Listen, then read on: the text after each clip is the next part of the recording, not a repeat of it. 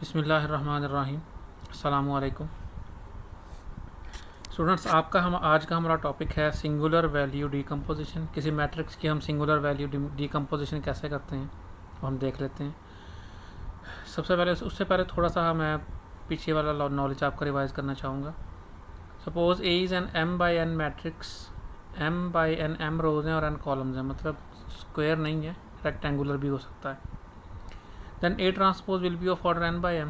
आपको पता है जब आप ट्रांसपोज लेते हैं तो क्या होता है, रोज़ और कॉलम्स इंटरचेंज हो जाते हैं, रोज़ कॉलम्स में चली जाती हैं, कॉलम्स रोज़ में, तो m बाई n क्या हो जाएगा, n बाई m हो जाएगा। In this case A transpose into A exist. ये कैसे एग्जिस्ट करता है, क्योंकि ए ट्रांसपोज का ऑर्डर है n बाई m और ए का ऑर्डर है m बाई n। तो हम क्या देखते होते हैं, पहले मैट्रिक्स के नंबर ऑफ कॉलम्स, ये नंबर ऑफ रोज है, ये नंबर ऑफ कॉलम्स है, तो नंबर ऑफ कॉलम्स दूसरे मैट्रिक्स के नंबर ऑफ रोज आपस में अगर इक्वल हो जाए तो हम कहते हैं कि ये प्रोडक्ट पॉसिबल है। तो चेक कर रहे हैं m is equal to m, so product possible है। और जो इसका आंसर आएगा वो क्या आएगा, ये जो बाकी ये एंट्रीज रह गई हैं n by n। So product exists and will have order n by n। तो मतलब ये एक स्क्वायर मैट्रिक्स होगा। ए कोई सा भी ऑर्डर हो, ए ट्रांसपोज इंटू ए हमेशा एक स्क्वायर मैट्रिक्स होगा। ठीक हो गया। Also a transpose A will be symmetric. ये भी याद रखें हमेशा, जब भी आप ट्रांसपोज को मैट्रिक्स है ए ट्रांसपोज को ए से मल्टीप्लाई करेंगे किसी भी मैट्रिक्स की फॉर्मेट में, तो वो क्या होगा, सिमेट्रिक होगा। और ये बात हमने पीछे पढ़ी हुई है कि सिमेट्रिक मैट्रिक्स के आइगन वैल्यूज़ हमेशा नॉन नेगेटिव होती हैं। हम पॉजिटिव नहीं कह सकते क्योंकि बीच में ज़ीरो भी आ जाती हैं, लेकिन हम कह सकते हैं नॉन नेगेटिव होती हैं, नेगेटिव आइगन वैल्यूज़ नहीं आती। If the columns of A consist of orthonormal vectors, orthonormal vectors कौन से वेक्टर्स होते हैं, जिनका डिफरेंट वेक्टर्स का डॉट प्रोडक्ट लेंगे आप या इनर प्रोडक्ट लेंगे तो क्या होगा, वो ज़ीरो आएगा। और अगर आप सेम वेक्टर का लेंगे इनर प्रोडक्ट तो वो क्या आएगा, 1 आएगा। ए के कॉलम्स जो हैं वो ऑर्थोनॉर्मल वेक्टर्स हैं, तो फिर क्या होगा, A transpose A is equal to क्या आएगा, आइडेंटिटी मैट्रिक्स। ये हमने एक और मैट्रिक्स की फॉर्मेट में पढ़ा हुआ है कि अगर ए का ट्रांसपोज ही ए का इन्वर्स हो तो फिर हम कहते हैं कि ए मैट्रिक्स जो है वो ऑर्थोगोनल मैट्रिक्स है, लेकिन वो मैट्रिक्स स्क्वायर मैट्रिक्स था। यहाँ पे ये क्या चीज़ है, ये स्क्वायर मैट्रिक्स नहीं है, तो इसलिए हम ये नहीं कह सकते कि ए इज़ ऑर्थोगोनल। हाँ, हम ये कह सकते हैं कि ए के कॉलम्स जो हैं वो ऑर्थोगोनल हैं। अगर ए के कॉलम्स जो हैं ऑर्थोनॉर्मल में, आपको पता है कि ऑर्थोगोनल भी हैं और नॉर्मलाइज्ड भी हैं। नॉर्मलाइज क्या होता है, यूनिट वेक्टर्स हैं, और ऑर्थोगोनल क्या होते हैं, परपेंडिकुलर्स। ठीक है, यूनिट वेक्टर वो वेक्टर जिसका अपने आप से डॉट प्रोडक्ट या इनर प्रोडक्ट क्या है, 1 आए। यहाँ इसी को हम मैग्नीट्यूड बोलते हैं। आगे हम पढ़ते हैं कि सिंगुलर वैल्यूज़ होती क्या है। आइगन वैल्यूज़ आपने पढ़ी हुई हैं, ये लास्ट लेक्चर मैंने आइगन वैल्यूज़ का इसलिए रिपीट किया था कि आपको आइगन वैल्यूज़ रिवाइज हो जाए। Let A be an m by n matrix, then A transpose A is symmetric and can be orthogonally diagonalized। पीछे हमने कहा कि अगर ऑर्थोनॉर्मल वेक्टर्स हैं तो, सपोज अगर नहीं हैं तो हम फिर भी क्या कर सकते हैं कि उसको ऑर्थोगोनली डायगोनलाइज कर सकते हैं। कैसे, ग्राम श्मिट प्रोसेस आपने पढ़ा हुआ है, तो उस प्रोसेस को लेके आप क्या कर सकते हैं, पहला वेक्टर का आप यूनिट वेक्टर लेते हैं, फिर दूसरा वेक्टर बनाते हैं, फिर तीसरा वेक्टर बनाते हैं, एंड सो ऑन। तो ऑर्थोनॉर्मल बेसिस आपके पास आ जाते होते हैं ग्राम श्मिट को यूज़ करके। A transpose is symmetric and can be orthogonally diagonalised. तो ये कैसे होगा, ग्राम श्मिट प्रोसेस से। Let v1 v2 up to vn be an orthonormal basis for rn। क्या आपने ऑर्थोगोनली डायगोनलाइज कर लिया हुआ है, तो क्या हो गया, अब ये ऑर्थोनॉर्मल बेसिस आपके पास पैदा हो चुकी हैं rn के लिए। यहाँ पे हम n डायमेंशंस की बात कर रहे हैं, m by n consisting of eigen vectors of A transpose ए। हमने कहा था कि जब मल्टीप्लाई करेंगे तो इसका ऑर्डर आएगा n बाई n। इसी वजह से यहाँ से n वेक्टर्स आपको मिल जाएंगे जो क्या होंगे, बेसिस बनाएंगे rn के लिए। आपके पास n आइगन वेक्टर्स हैं, तो आपको ज़ाहिर है कि जितने आइगन वेक्टर उतने आपने पढ़ा हुआ है उतनी ही आइगन वैल्यूज़ होती हैं, या जितनी आइगन वैल्यूज़ होती हैं उतने ही आइगन वेक्टर्स होते हैं। तो आइगन वेक्टर n है तो आइगन वैल्यूज़ भी n होंगी। तो हमारे पास n आइगन वैल्यूज़ हैं, associated eigen values of A transpose A. इन v1 के लिए λ1, v2 के लिए λ2 and so on for every i is from 1 to n। तो हम हर i के लिए हमारे पास ये वाला रिलेशनशिप एग्जिस्ट करता है। क्या मतलब है इस बात का, कि ए के ऊपर हमने वी को अप्लाई किया और उसकी मैग्नीट्यूड का या उसकी नॉर्म का स्क्वायर ले रहे हैं। तो वो क्या होता है, आपको पता है कि वो होता है इनर प्रोडक्ट या डॉट प्रोडक्ट। कैसे होता है कि आप पहले वाले मैट्रिक्स का ये क्या बनेगा, ये एक कॉलम वेक्टर बनेगा। जब आप उसका ट्रांसपोज लेंगे तो ये एक रो बन जाएगी। रो का जब आप प्रोडक्ट लेंगे कॉलम से तो वो हमारे पास कोई नंबर आएगा, ठीक है। अब यहाँ पे हमने ये ट्रांसपोज है तो क्या अप्लाई कर दिया, हमने reversal law of transpose apply किया। जिससे क्या होता है कि इनका ऑर्डर आपस में चेंज हो जाता है कि वी पहले आ जाता है, ए बाद में आ जाएगा। वी ट्रांसपोज पहले, ए ट्रांसपोज बाद में, A transpose into A into v i. तो ये जो ए ट्रांसपोज ए है, यहाँ से आप इसकी जगह आप क्या रिप्लेस कर सकते हैं, लैम्डा आई। कैसे, आपने आइगन वैल्यू की डेफिनेशन पढ़ी हुई है कि हमने यहाँ से क्या किया था, ए ट्रांसपोज ए में से आइगन वैल्यूज फाइंड किए हुए हैं लैम्डा आई। आइगन वैल्यू की डेफिनेशन क्या है कि A V is equal to lambda V. तो इस सारे को आप कंसिडर करेंगे ये ए है, A V is equal to lambda V, तो ए की जगह पे आप रिप्लेस कर सकते हैं लैम्डा। अब लैम्डा क्योंकि नंबर है, ये वेक्टर्स की प्रोडक्ट में से बाहर आ जाएगा। और वी ट्रांसपोज वी जो है, क्योंकि ये यूनिट वेक्टर है तो इसका जो प्रोडक्ट है वो क्या होगा, डॉट प्रोडक्ट 1 होगा। वी ट्रांसपोज वी क्या चीज़ है, ये डॉट प्रोडक्ट है मैट्रिक्स की फॉर्म में। तो इनका डॉट प्रोडक्ट 1 आएगा, तो जस्ट आपके पास क्या आंसर आएगा, लैम्डा आई। यहाँ से क्या पता चला कि ये जो वेक्टर है ए वी आई का square is equal to lambda i. अगर मैं इसका स्क्वायर ख़त्म करूँ मेरे पास क्या आ जाएगा, स्क्वायर रूट। मतलब आपके पास जो वेक्टर ए वी आई है उसकी लेंथ सिर्फ वी आई की नहीं, ए वी आई की, इस वेक्टर की लेंथ किसके इक्वल है, लैम्डा आई स्क्वायर रूट के। यानी आपकी जो आइगन वैल्यूज़ हैं उसके स्क्वायर रूट को हम बोलते हैं इसकी लेंथ होगी। So the eigen values of A transpose A R all non negative. ये हम ऊपर क्या आए हैं क्योंकि वो सिमेट्रिक मैट्रिक्स है इसलिए उसके हमेशा आइगन वैल्यूज नॉन नेगेटिव आते हैं। By renumbering if necessary we may assume that the eigen values are arranged so that, arranged का क्या मतलब है कि आप उसको बड़े से छोटे की तरफ या छोटे से बड़े की तरफ को अरेंज करेंगे। तो हम यहाँ पे क्या कर रहे हैं, हम लार्ज से स्मॉल की तरफ कर रहे हैं कि लैम्डा 1 सबसे ग्रेटर है, फिर उससे छोटी लैम्डा 2 है, फिर lambda 3 and so on lambda n। और ये सारी की सारी जो है वो ग्रेटर और इक्वल टू 0 हैं। यानी नॉन नेगेटिव में 0 हो सकती है लेकिन नेगेटिव नहीं हो सकती, पॉजिटिव है या 0 है। The singular values of A are the square roots of the eigen values of A transpose A. ये जो हमने ए ट्रांसपोज ए की आइगन वैल्यूज़ फाइंड की थी, इनके स्क्वायर रूट्स फाइंड करेंगे तो आपके पास क्या आ जाएंगे, सिग्मास के हम डिनोट करते हैं। इन वैल्यूज़ को बोलते हैं कि ये सिंगुलर वैल्यूज़ हैं। अगर आपको डेफिनेशन आए कि define singular values of a matrix, तो आप जस्ट यहाँ से शुरू करेंगे। तो singular values of A are the square roots of the eigen values of A transpose A denoted by sigma 1 sigma 2 up to sigma n, and they are arranged in descending order, decreasing order. यही बात है उसका कि सबसे पहले सबसे बड़ी, फिर उससे छोटी एंड सो ऑन। यहाँ पे हमने चूंकि कहा हुआ है कि लैम्डा 1 सबसे बड़ी है तो इसका स्क्वायर रूट भी सबसे बड़ा होगा, लैम्डा 2 उससे छोटी, स्क्वायर रूट भी उससे छोटा होगा and so on. That is sigma i is equal to lambda i for each i. I की जगह आप 1 रखेंगे, फिर 2 रखेंगे, n तक जाएंगे। तो ये क्या हो जाएगा, sigma 1 is equal to lambda 1 under root, sigma 2 is equal to lambda 2 under root and so on. By equation 1 the singular values of a are the lengths of the vectors। ये हमारे पास equation 1 है। ये हमारे पास, अगर मैं इसका square ख़त्म करूँ तो यहाँ पे स्क्वायर रूट आ जाएगा। तो ये क्या चीज़ है, ये लेंथ है वेक्टर की, और ये किसके इक्वल आ रहा है, लैम्डा आई स्क्वायर रूट का। लैम्डा आई स्क्वायर रूट क्या चीज़ है, यही सिंगुलर वैल्यूज़ हैं, हमने अभी डिफाइन किया। तो सिंगुलर वैल्यूज़ क्या हैं, ये लेंथ हैं इन वेक्टर्स की। एग्जाम्पल है कि हमने इस मैट्रिक्स की सिंगुलर वैल्यूज़ फाइंड करनी है, तो हम कैसे फाइंड करते हैं, हम ए ट्रांसपोज ए की आइगन वैल्यूज़ फाइंड करेंगे और उनका स्क्वायर रूट ले लेंगे। तो हमने सबसे पहले क्या किया, ए ट्रांसपोज ए लिया, मल्टीप्लाई करने के बाद हमारे पास ये मैट्रिक्स आ रहा है।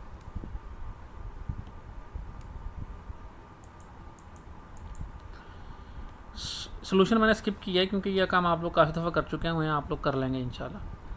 तो सॉल्व करने के बाद हमारे पास जो इसकी आइगन वैल्यूज़ आ रही हैं वो लैम्डा 1 360 है, लैम्डा 2 90 और लैम्डा 3 इज इक्वल टू 0। आप देख सकते हैं कि सारे के सारे नॉन नेगेटिव हैं, इनमें से कोई भी नेगेटिव नहीं है।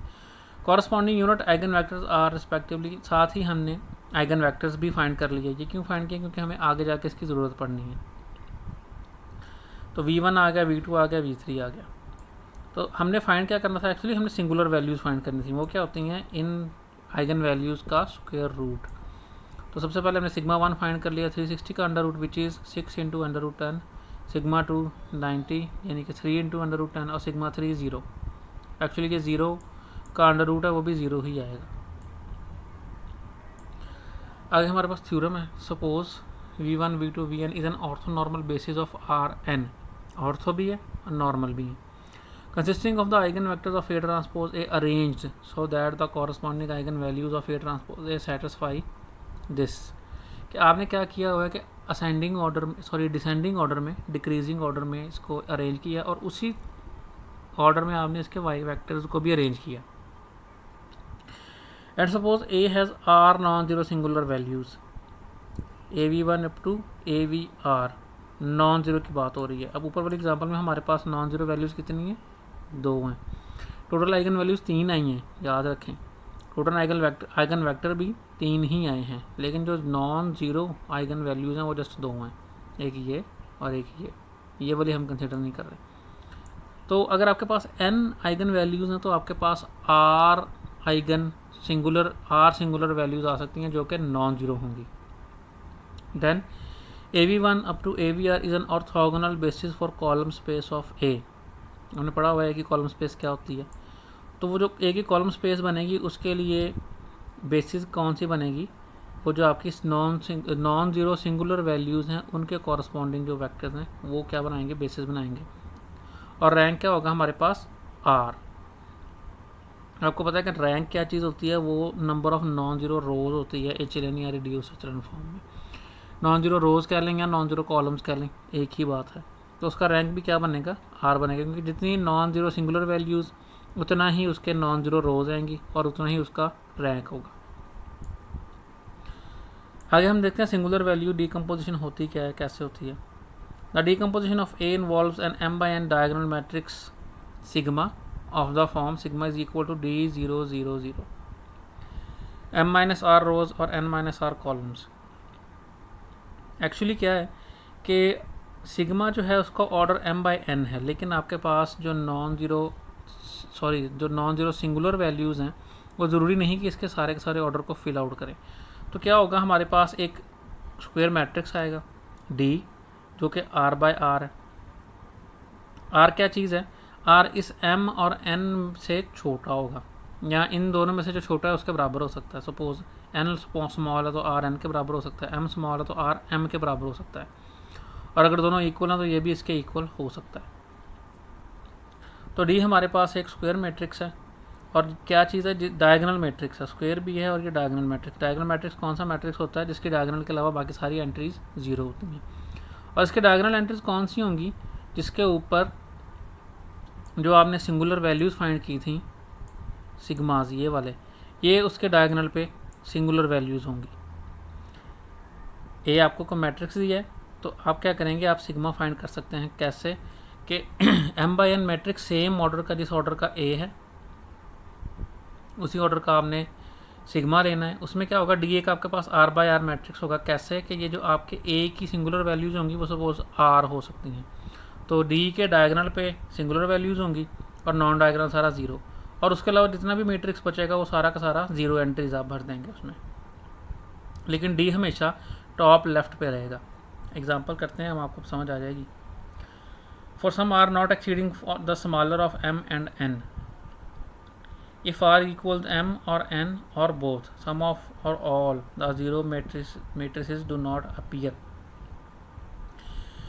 क्या कह रहा है कि R अगर इसी M या N के इक्वल हो जाता है, जो इन दोनों में से स्मॉल है, सपोज N के इक्वल अगर हो जाता है, तो फिर क्या होता तो ये सारा का सारा कॉलम्स जो हैं वो सारे के सारे यहाँ पे D यहाँ तक आना था, तो ये जो ज़ीरो है ये भी नहीं होना था यहाँ पे, m-r एक, और ये जो रोज़ है नीचे वो वाली ज़ीरो हो जानी थी। अगर सपोज़ m स्मॉल होता और r m के इक्वल हो जाए तो आपके क्या हैं, नंबर ऑफ़ रोज़ सारी की सारी नॉन ज़ीरो होनी थी, ये सारे के सारे नॉन ज़ीरो होने से यहाँ पे कोई ना कोई कॉलम ज़ीरो बच जाना था। डिपेंड करता है कि दोनों में से छोटा कौन है। और अगर ये स्क्वायर मैट्रिक्स होता, ये n/n होता तो, और r भी इसके बराबर होता, तो ये सारा का सारा ही नॉन ज़ीरो होना था, ज़ीरो मैट्रिक्स कहीं भी नहीं आना था, तो ज़ीरो रोज़ या ज़ीरो कॉलम्स नहीं होने थे इसमें। ये definition student singular value decomposition की। आपको अगर क्वेश्चन आ जाए कि डिफाइन सिंगुलर वैल्यू डीकम्पोजिशन, तो आपने ये डेफिनेशन लिखनी है। Let A be an M by N matrix with rank R. इसमें जो नॉन जीरो रोज या नॉन जीरो कॉलम्स होगी एचेलॉन फॉर्म में, वो आर होगी। और आपको पता है कि नॉन जीरो रोज या नॉन जीरो कॉलम्स ही number of vectors in basis होता है, और क्या होता है, number of linearly independent vector होता है। उसका रैंक आर है। Then there exist an M by N matrix sigma as above, जैसे हमने यहाँ पे ऊपर डिफाइन किया कि ये सिग्मा है, for which the diagonal entries in D are the first r singular values of A which are sigma 1 greater than sigma 2 greater और equal to sigma r which are greater than 0। ये non zero values हैं सारी की सारी। अगर यहाँ पे equality आती तो फिर 0 भी आना था, लेकिन इक्वालिटी नहीं आ रही, मतलब ये सारे की सारी पॉजिटिव है। And there exist an M by m orthogonal matrix U and an n by n orthogonal matrix V such that A is equal to U sigma V transpose। U आपके पास एक m by m मैट्रिक्स है, ये है m by n, तो मतलब ये दोनों multiply हो सकते हैं। और ये हमारे पास एक n by n मैट्रिक्स है, ट्रांसपोज भी n by n ही रहेगा। ये m by n है और ये n by n है, तो ये भी आपस में मल्टीप्लाई हो सकते हैं। तो आप A को कैसे लिख सकते हैं, इन तीन मैट्रिसेस की प्रोडक्ट के तौर पर लिख सकते हैं। और अगर आप किसी मैट्रिक्स को किसी दो या दो से ज़्यादा मैट्रिसेस की प्रोडक्ट में लिख सकें तो हम कहते हैं कि ये डीकम्पोज हो गया, डीकम्पोजिशन। सिमिलरली यहाँ पे आप तीन मैट्रिसेस के प्रोडक्ट में लिख सकते हैं और इसको हम बोलते हैं सिंगुलर वैल्यू डीकम्पोजिशन, क्योंकि आपके पास जो मिडिल में मैट्रिक्स आ रहा है सिग्मा, इसमें क्या है, इसमें सिंगुलर वैल्यूज़ हैं किसकी, ए की। Any factorization A with U and V orthogonal sigma as above and positive diagonal entries in D is called a singular value decomposition of A। Suppose आपको क्वेश्चन आ जाता है कि डिफाइन सिंगुलर वैल्यू डीकम्पोजिशन, तो आप यहाँ से start करेंगे। यानी factorization A with U and V orthogonal sigma as above की जगह पे आप यहाँ से शुरू करें, sigma positive diagonal entries in D is called singular value decomposition और SVD of A। Singular value decomposition को हम जस्ट SVD कहेंगे शॉर्ट फॉर्म में। The matrices U and V are not uniquely determined by A, but the diagonal entries of sigma are necessarily the singular values of A। कि जो sigma की diagonal entries हैं वो सारी की सारी कहाँ से आएंगी, वो A की सिंगुलर वैल्यूज़ हैं। जैसे हमने ऊपर सिंगुलर वैल्यूज़ फाइंड की थी, सेम उसी तरह से आप क्या करेंगे, आइगन वैल्यूज़ का स्क्वायर रूट लेंगे और आपके पास सिग्मा की डायगोनल एंट्रीज आ जाएंगी।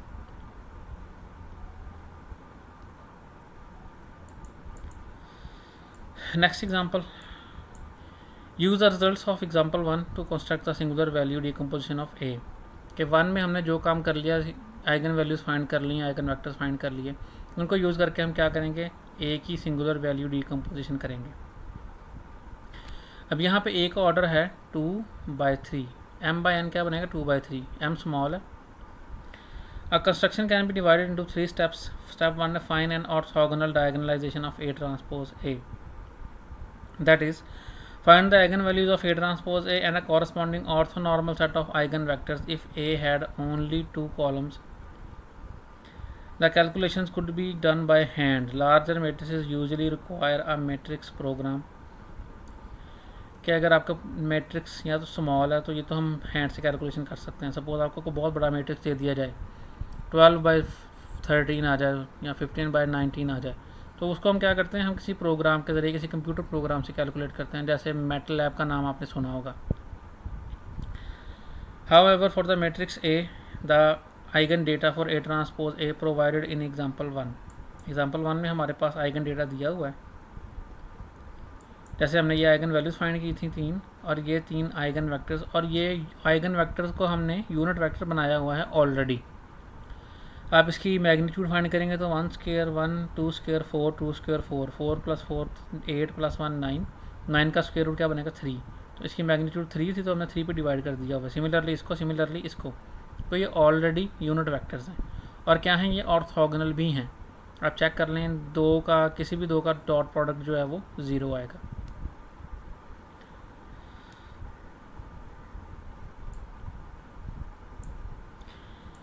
Step 2, set up V and sigma। Arrange the eigenvalues of A transpose A in decreasing order। In example 1, the eigenvalues are already listed decreasing order। 360 90 0 already decreasing में। The corresponding unit eigen vectors v1 v2 v3 are right singular vectors. Right का मतलब है कि एक दूसरे से right angle पे हैं, यानी ऑर्थोगोनल हैं। दो का आप डॉट प्रोडक्ट लेंगे तो वो क्या आ जाएगा, 0 आएगा।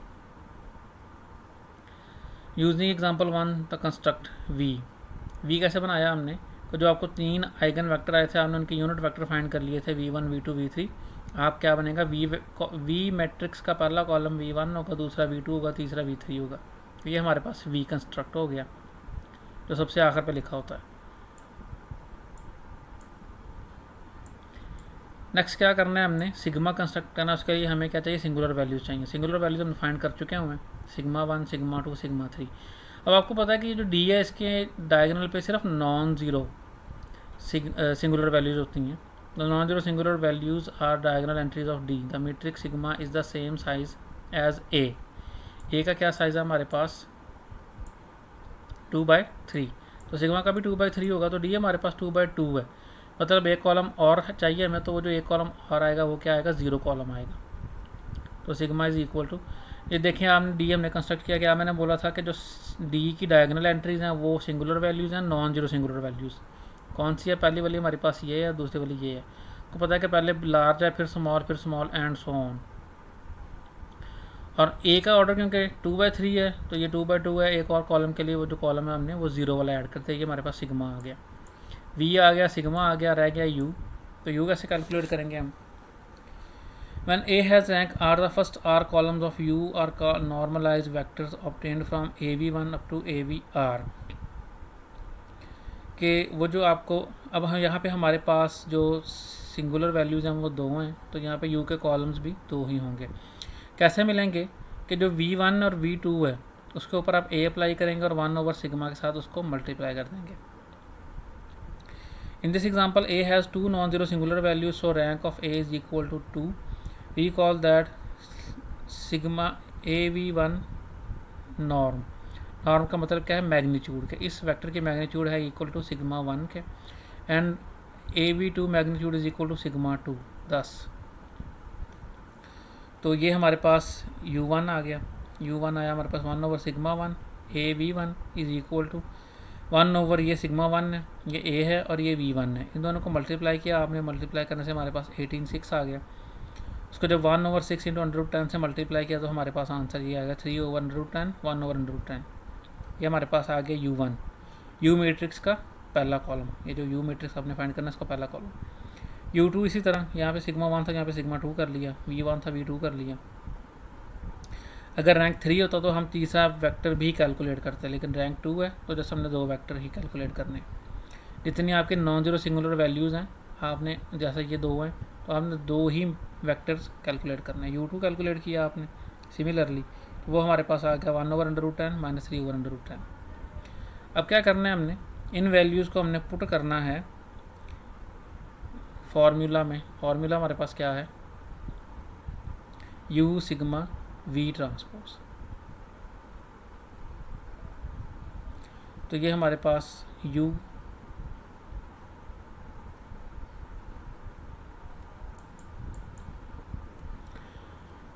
note that U1 U2 is this set is already a basis for R square, thus no additional vectors are needed for U।